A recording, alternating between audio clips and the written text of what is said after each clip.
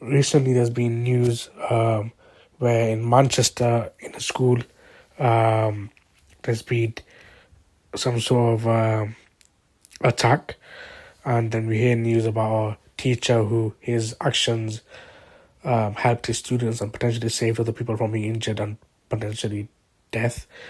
And this is from documenting oppressions against Muslims, their Instagram page and their post.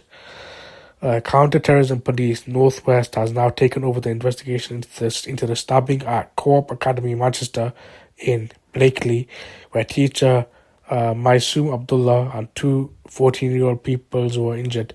Mr. Abdullah, 27, has been named as the teacher stabbed in the attack. He suffered injuries to his neck and hand as he moved to protect pupils when the incident unfolded inside the school on Tuesday morning.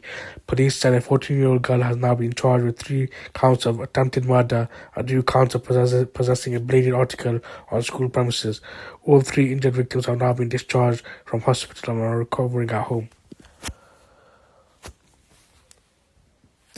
The previous video, I've just spoken about an imam and his house being targeted with a some sort of bomb or whatever, fire bomb.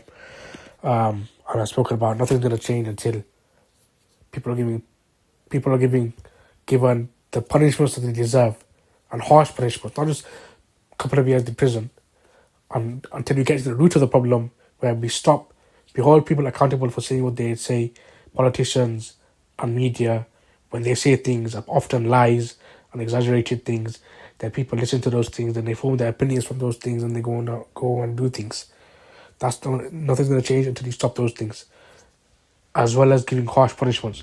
So it doesn't matter the age of this individual needs to be dealt with. And I'm not saying necessarily these actions are necessarily to do with the ethnicity or the religion or the race of the teacher, but why do people feel confident to do such actions?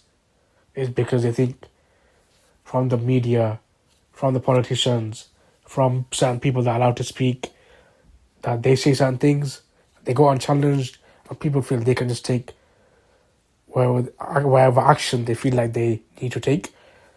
And don't be surprised now when the next generation, they are listening to these things, and they're going to do stuff like this. And I'm not going to say it's because of any particular reason, because I don't know the reason, and police haven't given a reason.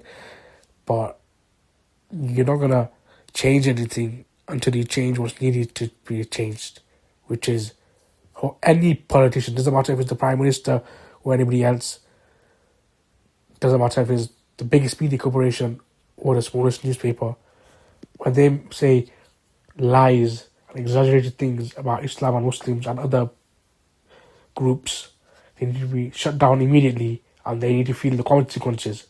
Otherwise, you're going to see people listen to these things as fact, and then they will go and do things that they feel they need to do from listening to this nonsense. And then we get to places like we are here today. Hopefully the teacher and the other students are okay, and also the students as a whole. But ultimately, hopefully the student that was responsible is given a harsh punishment. If their age, they need to be given a harsh punishment.